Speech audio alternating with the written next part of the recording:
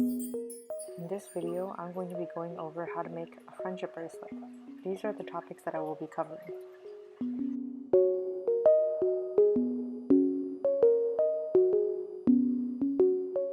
When you see this symbol, which means forward knot, with a string on the left, you make a 4 shape over the right string. Put the tail end of the left string through the loop, and then you do it again to make a forward knot. The backward knot is similar. You make a backward 4 shape with the right string over the left. You do this twice. A backward forward knot is 1/2 of the backward knot followed by 1/2 of the forward knot.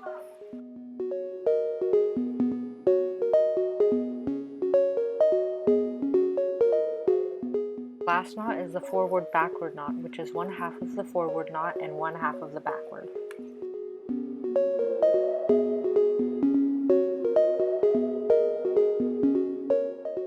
If you make a mistake, you can just untie it. I'm using the iPhone's pin for the SIM slot to pick out the knot.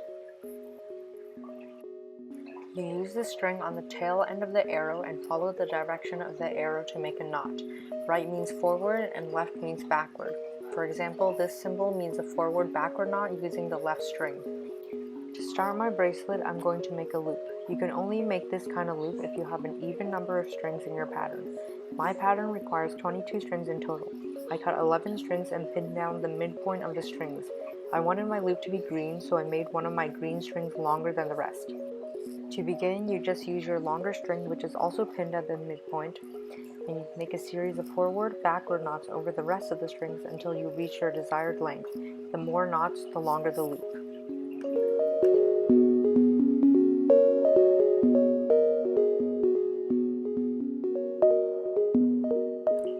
To do a teardrop loop, you need to find a V shape in your pattern like I've highlighted in blue here.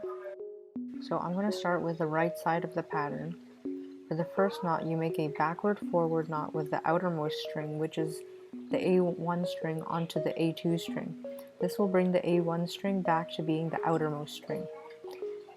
Then you take the A2 string, which is indicated by this bit, and a C-colored string, which is indicated by this bit.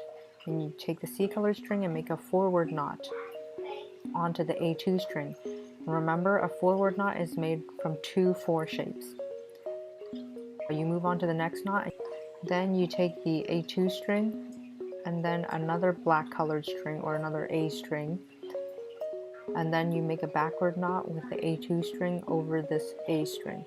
Then you just continue down the entire V until you reach this point. You would then do the other side of the pattern until you get to the center, and then you can do that knot. Then you can move down to the next V, which would start at row 3, and you just complete that V. And every V after will start on the odd number row, so row 5, row 7, row 9. So when you reach the end of your pattern, for example, let's say you just did the V at row 35, and you get to this point.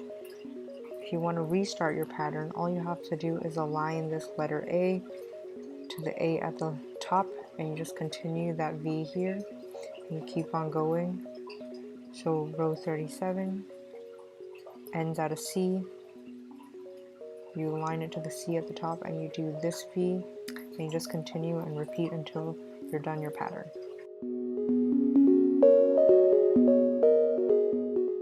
When you're done your bracelet, to make triangle ends, first you take the 2 outermost strings on the left side of the bracelet. With the second string to the outside, you make a backward knot onto the outermost string.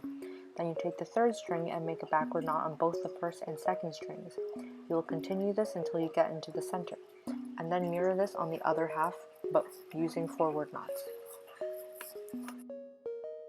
As you can see here, I'm using the next string to make a backward knot onto all of the previous strings.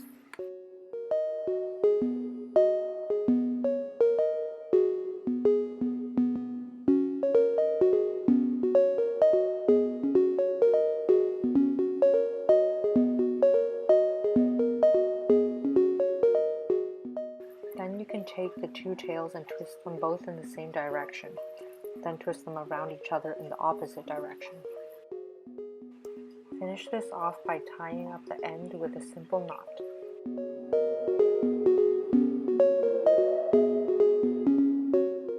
I actually redid my end so I could have two twisted ends to tie this up and make a bracelet.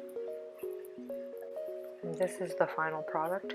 My diamonds actually turned out a little wonky because I didn't pull in tightly enough while I was making it. It's my first time making a bracelet this thick, but at least the wonkiness is repeated for all three of the yellow diamonds. For this project, I actually made my own embroidery thread from sewing thread because I have a lot of sewing thread in different colors too. This blue thread is actual embroidery thread and it's made of 6 thinner threads.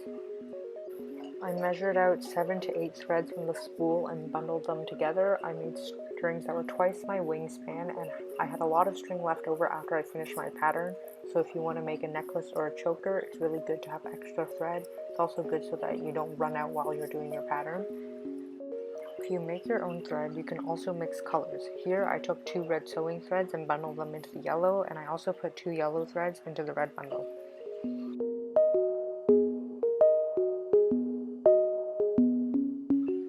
You can also alternate the colors that you want in your starting loop.